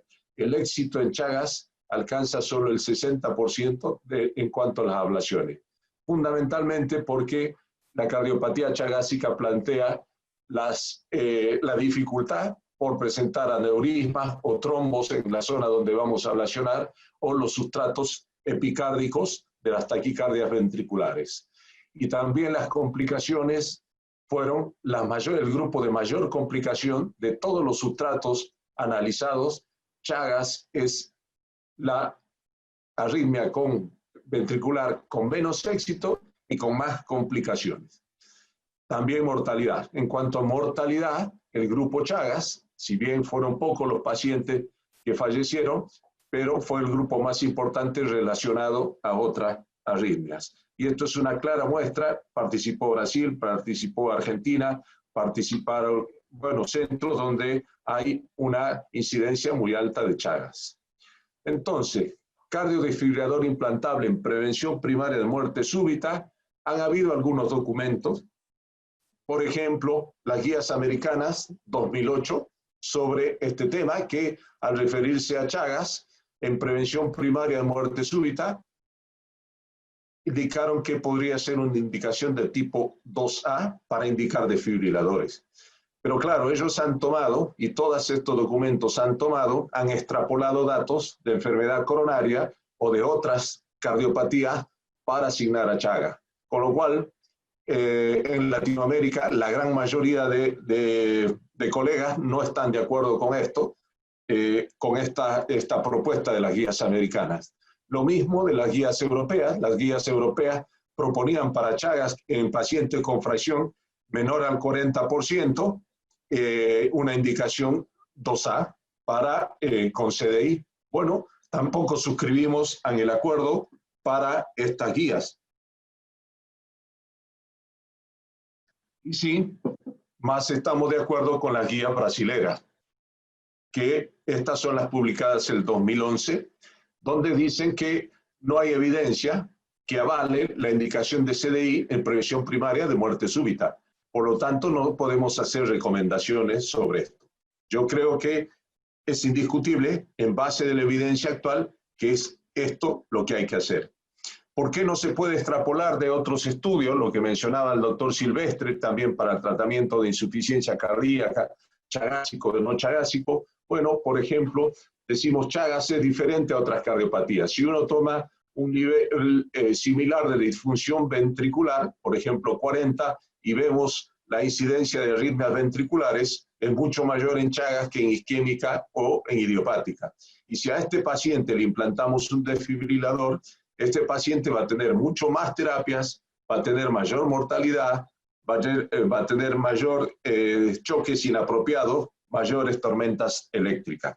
Es decir, Chagas no es lo mismo a las otras cardiopatías, aún con el mismo grado de disfunción ventricular. Y el CDI o el desfibrilador en Chagas no es algo gratuito o no es algo que sea la solución mágica. Miren ustedes, esto es un metaanálisis muy interesante del año pasado del doctor Rassi, donde muestra grupos de CDI, un metaanálisis sobre muchos estudios con desfibrilador. El 92% de estos fueron en prevención secundaria, pero nos sirve como ejemplo, el 8% en prevención primaria, que estos pacientes con CDI tuvieron una mortalidad del 9%, tormentas eléctricas del 9%, choques inapropiados 5%, y también está el tema costo, ¿verdad? Aún en prevención primaria de cardiopatía isquémica aquí en Latinoamérica no se puede hacer de manera sistemática implante de desfibrilador. Chagas sería más o menos lo mismo, las mismas dificultades, y etcétera. Hay una subindicación, aún siguiendo las guías internacionales, para las otras cardiopatías en prevención primaria. En Chagas, no teniendo evidencia, es aún mucho más difícil.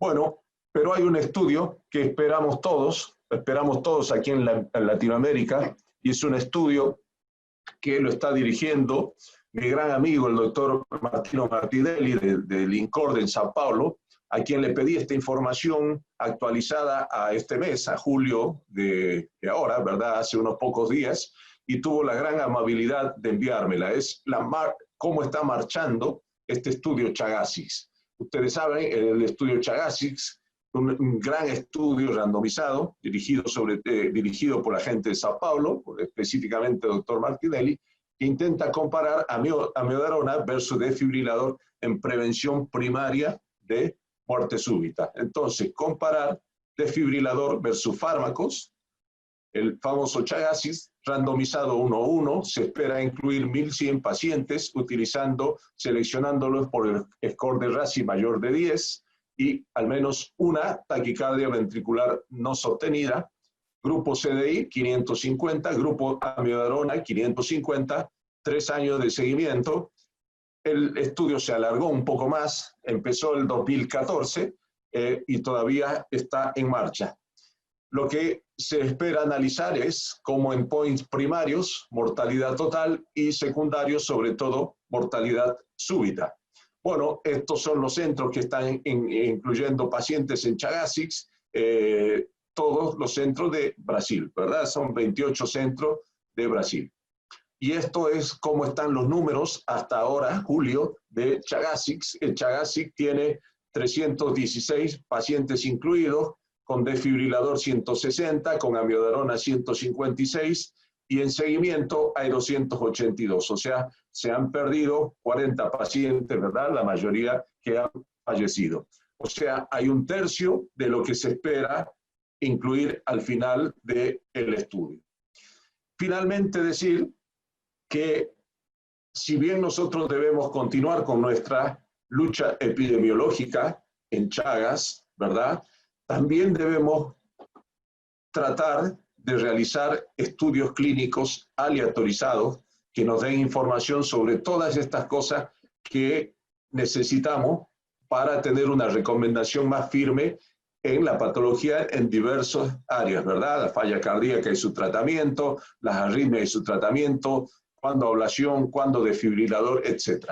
Y para esto deben participar los gobiernos, sin duda, las autoridades sanitarias, los investigadores que debemos proponer la realización de esto, ¿verdad? Y la industria, sin duda, que es algo que debe participar ayudándonos a hacer realmente estos estudios que nos sirvan en Chagas. Entonces, como conclusión a la pregunta inicial, ¿debemos indicar desfibrilador en prevención primaria en muerte súbita en cardiopatía chagásica? La respuesta es no, porque no hay evidencia científica. Eso es todo. Muchas gracias por su atenção. Muito obrigado, Dr. Luiz. Eu pediria, agora eu vou dizer como que nós estamos aqui e essa próxima sessão, depois dessas apresentações brilhantes, Dr. Luiz fechou aqui com chave de ouro, respondendo de forma clara e talvez a resposta ficou um pouco mais adiada, né, Dr. Luiz, em relação a termos evidências um pouco com N maior de pacientes, para que a gente tenha essa resposta de forma já definitiva. Então, todos podem abrir o microfone e nós vamos ter 20 minutos de discussão agora. Eu tenho várias perguntas e eu vou passando as perguntas para cada um de vocês, mas se algum outro painelista achar que deve intervir ou colaborar, complementar, pode ficar à vontade. Então, eu vou fazendo uma a uma das perguntas e dizer para vocês que nós temos mais de 200 pessoas participando, tem pessoas do Equador, de toda a América Latina, então é um assunto nosso aqui de América Latina que nós estamos chegando longe em vários cantos do nosso continente. Eu queria fazer a primeira pergunta aqui para a doutora Aida, uma pergunta que vem da Mariana Galetti, em espanhol, provavelmente de Argentina. Ela pergunta como se hace el control gastroenterológico de estos pacientes. A pergunta dela é justamente como a senhora segue esses pacientes para ver se há complicação gastroenterológica ou não. Bueno, nosotros en el hospital tenemos un un servicio, el servicio de cardiología funciona de manera conjunta con los otros servicios, las otras especialidades. Entonces, los pacientes en la parte cardiológica llevan el control nuestro, realizado por nosotros, pero cuando hacemos la radiografía o hacemos un control anual con el gastroenterólogo y se hacen los colon por enema. Y a partir de ahí se hace el diagnóstico. Perfeito. No a todos se les hace colon por enema, eso define el gastroenterólogo, digamos, que es el que trabaja con nuestro servicio. Doutora Aida, aproveitar na sua fala e tem uma pergunta sobre aspectos imunológicos, né? A pergunta é justamente como a imunologia, como a resposta inflamatória influencia a fisiopatologia da doença de Chagas.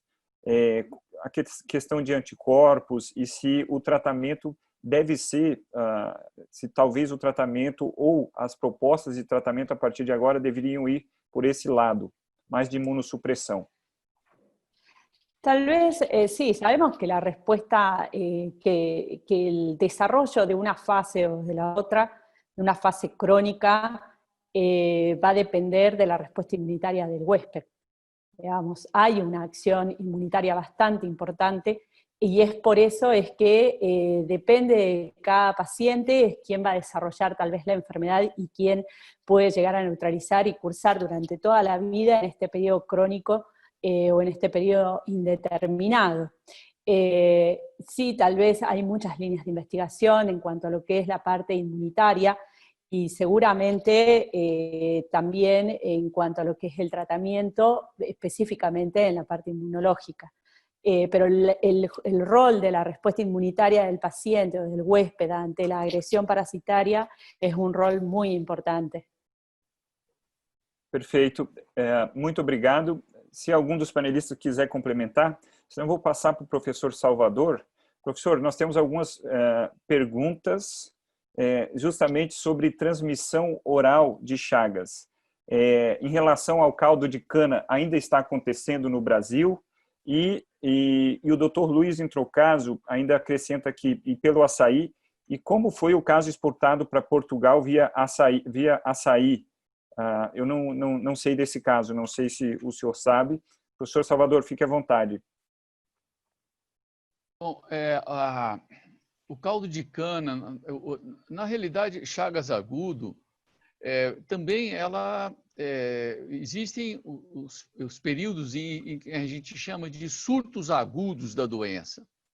Já existiu um surto agudo da doença em Florianópolis, o próximo daquela região, que foi por caldo de cana.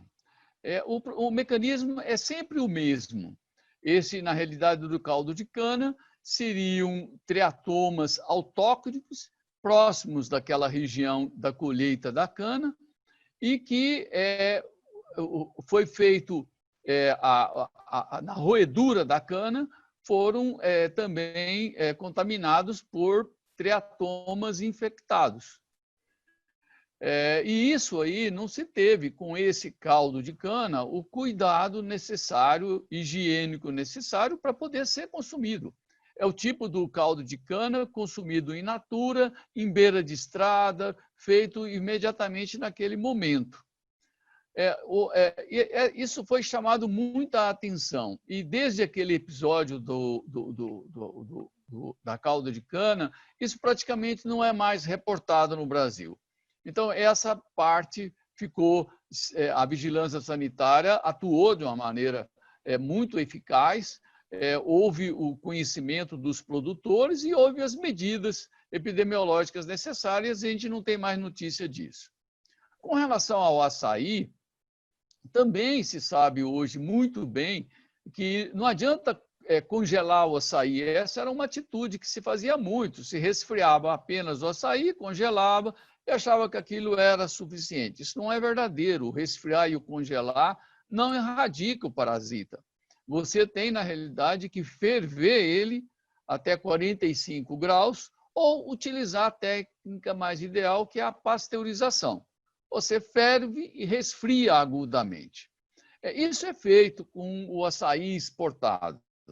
Isso é feito com muito rigor. Vocês imaginam você transmitir uma doença dessa ou exportar um açaí e causar algum surto de açaí, de chagas agudas em algum local? Isso é catastrófico. Essa é uma indústria que vende bilhões de reais hoje. É uma fonte de sobrevivência e de exportação altíssima da região amazônica, principalmente do Pará. Então, os cuidados higiênicos, eles são de fato tomados. Pode ser que, eventualmente, escapou esse de Portugal. Eu não sei te referir bem também com relação a esse caso, tá certo? Mas, usualmente, os cuidados sanitários são rigorosíssimos hoje com relação ao açaí. Não se pode perder esse material ou essa fonte de renda naquela região. Ela tem uma cadeia, tá certo, de empregos enorme em torno dela. E, justamente, são povos que precisam, tá certo, porque há muita da cultura de pequenas famílias para poder fabricar o açaí. Obrigado, professor Salvador. Nós temos aqui alguns cardiologistas que são do Pará, a doutora Dilma está nos acompanhando, o doutor Moacir, e eles também podem nos mandar alguma mensagem falando sobre o branqueamento, esse processo que o professor Salvador se referiu, quando se faz todo um processamento do açaí, já que é nesse processamento que há a contaminação por fezes ou, às vezes, até o triatomínio é triturado ali nesse processo de fazimento do suco do açaí. Muito obrigado pelas perguntas do Dr. Luiz, a doutora Rosana, o Dr. Luiz Introcaso. Temos aqui manifestações do Peru. Eu vou puxar um pouquinho mais para a nossa atualidade agora, para falar com o professor Luiz Aguinaga. Há uma pergunta aqui em relação a Covid e Chagas, doutor Luiz. Se tem observado portadores de Chagas que tiveram Covid, como foi o desfecho e se a cloroquina, se ela foi dada, como se vê a segurança de dar cloroquina para chagásicos? Bueno, en mi experiencia personal no he tenido pacientes afectados con COVID que tengan cardiopatía chagásica. De hecho, acá en la región donde trabajo, si bien hay mucha, epidemiológicamente es una región con Chagas, hemos tenido la suerte de tener muy pocos casos con COVID.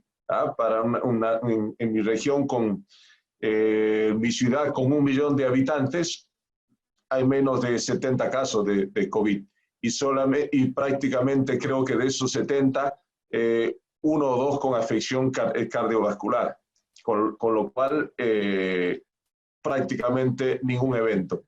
Pero sí sabemos que hay que tener mucho cuidado en la utilización de cloroquina por la potencial proarritmia que puede tener en pacientes que ya tienen trastorno de conducción o que tuvieran, por ejemplo, bradicardia y demás, porque la cloroquina puede prolongar el QT y si uno tiene un paciente que ya tiene algún trastorno de conducción, puede generar una arritmia ventricular maligna. Yo creo que es un buen planteo porque hay gente que potencialmente puede sufrirlo, ¿verdad? Cloroquina ha sido asociada a la producción de mucha arritmia ventricular polimorfa, sobre todo cuando está combinado con otros fármacos que prolongan el QT, o si es un paciente, por ejemplo, que tiene tratamiento por insuficiencia cardíaca, con diuréticos, etcétera, u otros prolongadores del QT. Bueno, en este caso, por potenciación, el bloqueo del IKR, uno podría tener arritmias ventriculares malignas. Perfeito. Doutor Luiz, vou aproveitar o senhor e vou passar uma outra questão em relação aqui a tromboembolismo e arritmias. Há uma discussão sobre anticoagulação, o uso de AS nos pacientes e em relação aos novos anticoagulantes. O senhor, em que casos o senhor anticoagularia e em que casos o senhor indicaria aspirina para esses pacientes? Bueno, ese es un cuestionamiento muy importante. Yo creo, y es una opinión personal, de que cuando se han hecho, estamos hablando de fibrilación auricular, ¿verdad? Chagas de uma forma geral, aí eu acho que o senhor pode distribuir aqueles que têm fibrilação atrial, aqueles que tiveram um fenômeno tromboembólico sem evidência de fibrilação atrial. Perfecto. Si es fibrilación atrial, el paciente chagásico no sería muy científico utilizar los scores clásicos de riesgo tromboembólico, porque todos esos scores no fueron realizados en Chagas, ¿sí? CHAD-VAS o CHAD score y demás, bueno, sirven para la población donde ha sido estudiado. Yo creo que el Chagas, por la gran protrombogenicidad que tiene, debería ser evaluado de manera distinta, ¿sí? Si hay fibrilación auricular en Chagas, debe ser anticoagulado, ¿sí? Por la gran cantidad de fenómenos protrombóticos que hay. Como único factor, el tener Chagas y fibrilación auricular, es mi opinión, no tenemos estudios que lo avalen. Una vez más, no hay estudios que digan que sí, ni hay estudios que digan que no. En Chagas, para decir anticoagulación oral, sin importar el CHAD-VAS, pero esa es mi opinión. Yo, sin importar el riesgo de CHAD-VAS, lo anticoagularía. Fibrilación auricular, más que aspirina, sería anticoagulación. Estamos hablando de un Chagas con cardiopatía chagásica y arritmias, ¿verdad? Donde puede tener formas de aneurismas, otras formas trombóticas, etc. Ahora, si el paciente ya tiene un evento tromboembólico, sin duda, haría ya prevención secundaria de la tromboembolia con anticoagulación. Yo creo que aspirina ha demostrado en estos endocavitarios, en estos trombos endocavitarios y demás, en todos los estudios que se han hecho en las otras patologías, muy poca utilidad. Que lo que sirve es la anticoagulación, ¿verdad? Directa, y sobre todo tratando de usar los nuevos anticoagulantes. Perfeito. Professor Salvador, o senhor quer complementar? Bem rápido, eu acho que foram muito bem respondidas essas duas perguntas que você fez por último. Não esquecer, aqui no Brasil, há um hábito da prescrição exagerada da amiodarona para paciente chagásico. E, normalmente, com medicações com dose elevada. A gente não usa aqui 100 miligramas, viu, doutora Aida, como você apresentou num caso. Aqui a dose mínima é 200, 400 miligramas. São doses elevadas. Se o paciente tem uma insuficiência cardíaca e ele toma o amiodarona numa dose alta, frequentemente você tem alongamento do QT também. Se ele bradicardiza muito, o QT sobe, não tem dúvida. E aí é o perigo, na realidade, de você dar, no meu modo de ver, a hidroxicloroquina ou a cloroquina.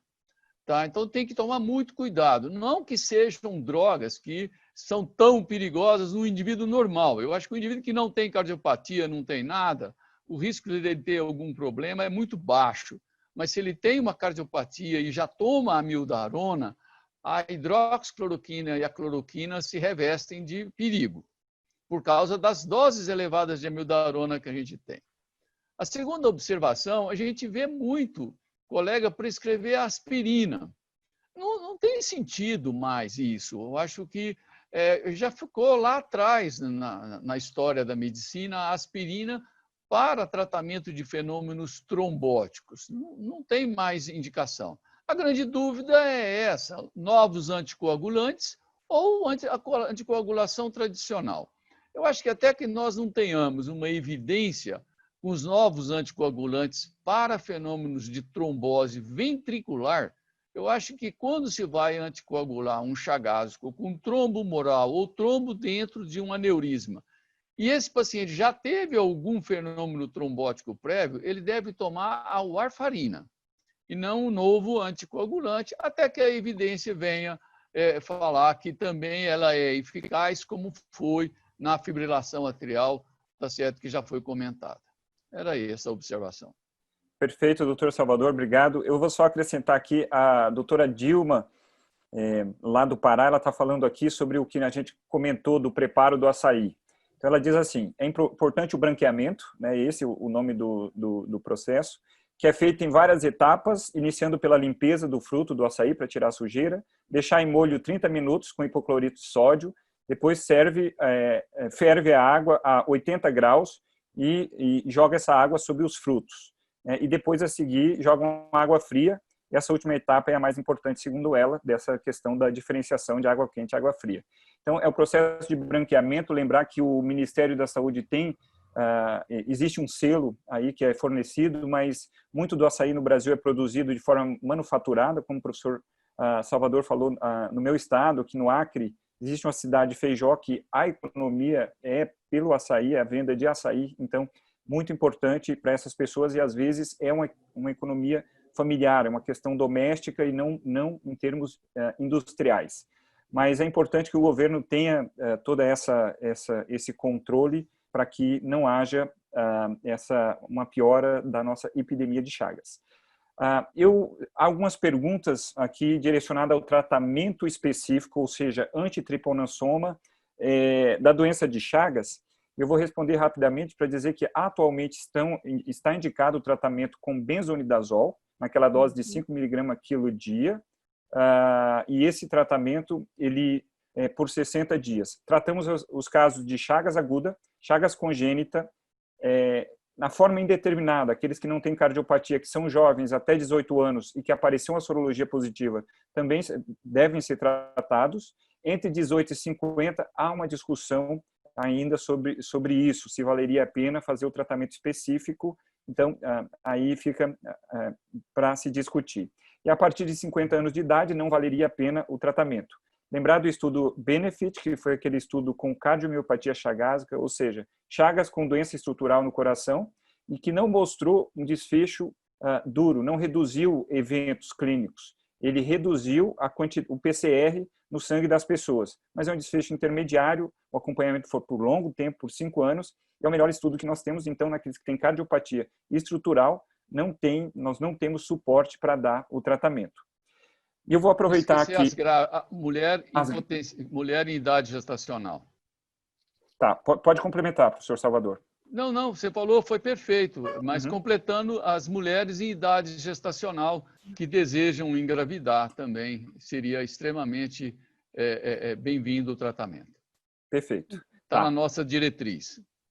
Exato, perfeito, obrigado. Professora Aida, nós estamos nos aproximando do fim e tem uma pergunta em relação aos seus casos. Por que foi indicado o marca-passo? A senhora, se não entender algo, pode me interromper, mas pergunta em relação ao caso clínico. Foi indicado o marca-passo no segundo caso, sendo que o estudo eletrofisiológico mostrou um distúrbio de condução suprarriciano. E provavelmente o sintoma de pré-síncope se devia à taquicardia ventricular não sustentada. Se a opção por marca-passo deveria ser o CDI, o cardiodesfibrilador. Fique à vontade. Sí, en realidad, bueno, el paciente fue derivado al departamento de arritmias, digamos, los estudios electrofisiológicos, y bueno, y ellos como es un paciente que todavía no tiene una disfunción ventricular izquierda, según lo que ellos propusieron, y no se logró la inductibilidad de la arritmia ventricular en el estudio, le indicaron el marcapasos de DDR, y también interpreto por la falta de estudios, como explicaba el doctor Aguinaga, en cuanto a lo que es la prevención primaria de esta enfermedad. Sí es una paciente que quedó bajo un seguimiento mucho más estricto en cuanto a lo que es cardiología y también por el departamento de arritmias. Perfeito. Obrigado, e obrigado por essa pergunta, o Eduardo, também o Edson, que fez essa pergunta. Nós temos uma pergunta a seguir, que eu vou deixar para o professor Salvador. O Icanor Ribeiro fala aqui: parabéns a todos pelas apresentações. Ele tem uma paciente, mulher, 36 anos, com antecedente de AVC isquêmico. Ficou com uma discreta disfasia. O diagnóstico de Chagas foi feito, tem o aneurisma apical e um trombo mural. Ele falou que no restante a área cardíaca normal e o Holter também normal, sem arritmia. Está com NOAC. A pergunta dele é se tem mais algo a acrescentar na conduta dessa paciente. Ela está em uso de? Está em uso de anticoagulante oral, não definiu qual, mas teve uma paciente jovem, teve um AVC, um fenômeno embólico, tinha a evidência de um trombo intracavitário e está em anticoagulação. Eu acho que ele já fez a pesquisa correta, está perfeito. É uma paciente jovem que fez um quadro de um AVC. Você é obrigado a realizar o ecocardiograma, é um dos exames que você tem para poder descartar a fonte cardioembólica do fenômeno do AVC. E você encontrou um aneurisma com um trombo dentro. Quer dizer, não é possível que essa paciente tenha alguma outra coisa a mais ainda para ter dado esse AVC. Eu acho que já está achado a causa. E o tratamento seria anticoagulação. É aquilo que a gente havia falado. Eu anticoagularia essa paciente com a warfarina. Tá certo? Apesar de todas as dificuldades de monitorização de RNI, é o que nós temos de evidência para trombo ventricular. Tá certo? E lembrar também que muitas vezes esse trombo vai sumir. Tá? Daí a algum tempo ele repete esse ecocardiograma e o trombo não está mais lá, acabou o trombo. Existe muito disso no trombo dentro de orifício ventricular, tá certo? Mas como essa paciente já teve o AVC e tem o substrato anatômico para trombose, ela não deve parar o anticoagulante. Perfeito. Eu vou para as últimas duas perguntas. Professora Aida, há uma pergunta se a senhora usa algum outro score ou indicaria algum outro score de prognóstico, além do score de RASI, para a estratificação dos seus pacientes com doença de Chagas? No, nosotros utilizamos el score de RASI en realidad porque es el que nos parece que nos aporta mucha más información. Indiscutiblemente todos estos scores y todos los seguimientos de las guías son adaptados a cada uno de nuestros pacientes.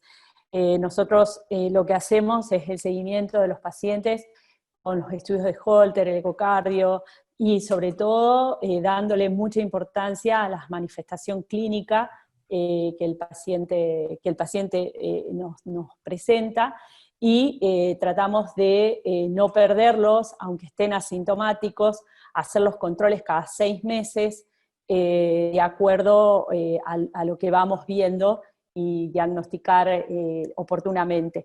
Por eso en todo este trabajo que hacemos, el score de RASI es uno de los el score que más nos aporta informação.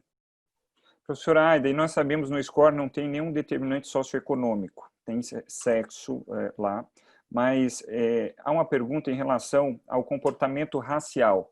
Se a senhora sabe alguma informação, algum estudo, se a doença de Chagas se comporta diferente conforme a cor, né, se branco ou negro, ou algum outro determinante socioeconômico.